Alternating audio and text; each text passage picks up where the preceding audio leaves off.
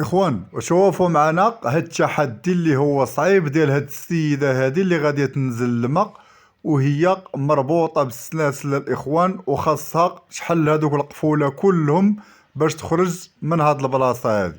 كما كتشوفوا معنا الاخوان شحال غاديه تقدر تبقى في الماء هاد السيده هادي، ونشوفوا واش غادي يكون عندها السفل باش غاديه تحل هاد القفوله كلهم باش تخرج من هاد البلاصه هادي.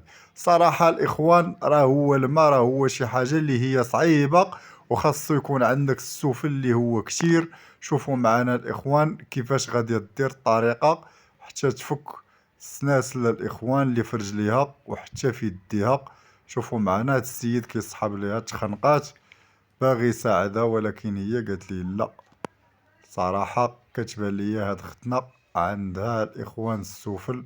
شوفوا معنا سبحان الله كيفاش غادي دير تا تخرج من هاد البلاصه هادي. خاصها تحل هادوك السناسل كلهم ودوك القفوله كاملين اللي تخرج من هاد البلاصه هادي. صراحه شي حد اللي هو صعيب ماشي سهل الاخوان باش تبقى 2 دقائق قلاش، راه شي حاجه اللي هي صعيبه. راه كاين اللي غير 30 ثانيه كيتخنق تحت الماء. عطيونا الرأي ديالكم الاخوان في التعاليق في هاد السيدة هادي.